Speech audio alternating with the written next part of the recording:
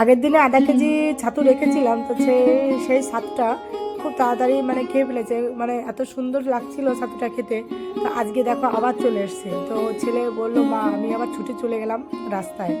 তো দেখলাম যে আজকে আবার দেখো এক বস্তা ছাতু নিয়ে আসছে, ওরা ভেজে খোসাটা ছেড়ে বেশ সুন্দর করে নিয়ে আসে। এই দেখো, যে যতটা নেবে ততটাই সঙ্গে সঙ্গে মেশিনে ভাঙিয়ে দেয়। তো একদম খাঁটি ছোলার ছাতু তোমরা নিতে পারো, আর খুব পুষ্টিকর।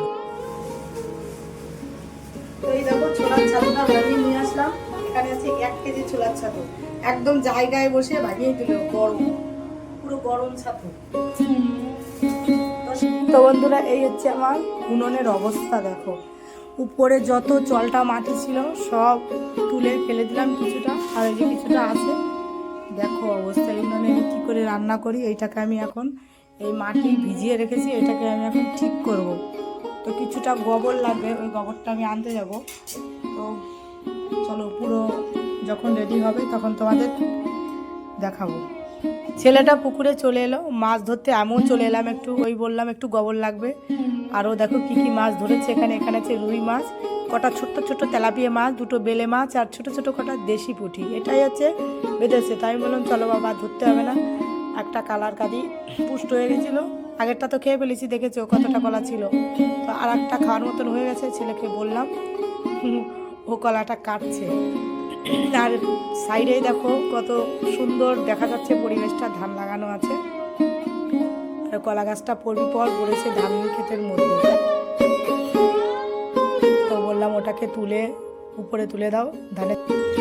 এত পরিমাণে রোদের দিকে দেখো তাকানো যাচ্ছে না। আর এই মাছগুলো নিয়ে এখন বাড়ির দিকে রওনা হবো। তো চললাম বাড়ির দিকে, ছেলে সাইকেলে যাচ্ছে, আর আমি দেখো হাতে সেই গোবরটা নিয়ে চলে এলাম। বাড়িতে গরু নেই তো, তাই অন্যের বাড়ির থেকে একটু চেয়ে নিয়ে আসলাম, কারণ তাছাড়া তো উপায় নেই। তোমরা ভাবছো মিষ্টিও না আর খাবারও না, তো ওই প্যাকেটে করে নিয়ে আসছে একটু গোবর। মানে হাসিও পাচ্ছে নিজের, আর উনুনটার দিকে তাকালেই কান্না পাচ্ছে, কি অবস্থা। তো এটাকে এখন সারতে আমার অনেকটা টাইম লাগবে, তো পুরোটা তো দেখালাম না। তো দেখো উনুনটা পুরোটাই মানে কমপ্লিট। মাটিটাকে আর গোবরটাকে এটাকে ভালো করে মিশাতে হয়, চটকাতে হয়। তো তারপরে আস্তে আস্তে সূক্ষ্মভাবে উনুনটাকে বানাতে হয়। মানে আমাদের গ্রামে বুঝো তো, মানে যে কোনো কাজ করতে গেলে প্রচুর খাটনি এর পেছনে। দেখো উনুনটা কেমন ছিল আর কেমন হয়ে গেল। মানে হাঁড়িটা বসিয়ে বসিয়ে এটাকে সুন্দর করে আস্তে আস্তে করতে হয়। তো আমার শাশুড়ি বেঁচে থাকতে উনুনটা করে দিয়ে গেছিলো, তো আজকে 13-14 বছর হয়ে গেছে। তো সেইটাকে আবার নতুন করে আমি 2-3 বার করে বানিয়েছি। তো কেমন